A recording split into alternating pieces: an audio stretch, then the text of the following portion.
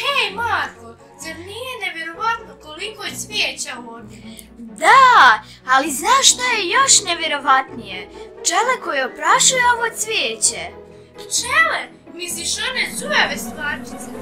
Tačno ti. Znaš li da bez njih ne bismo imali ovoliko cvijeća, ni voća, ni meda? Wow, da li to znači da su pčele super junakinje prirode? Upravo tako, Ana.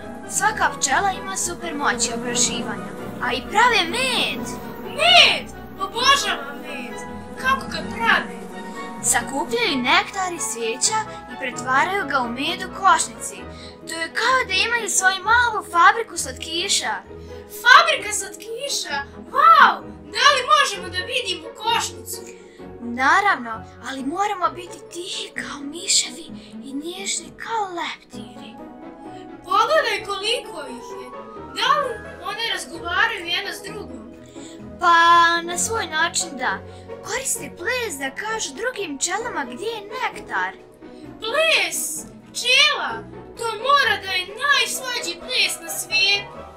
I najkorisniji. Bez njihovog plesa ne bismo imali toliko hrane. Pčele su stvarno čudesne. Hvala ti, Marko, što si mi pokazao ovu avanturu. Nema na čemu, Ana. Svaki dan može biti avantura. Samo treba da otvorimo oči i pogledamo oko sebe. A i vi krenite sa nama u nove avanture. Zapratite nas. Ćao ekipa! Do sljedećeg puta, klinci kreativci.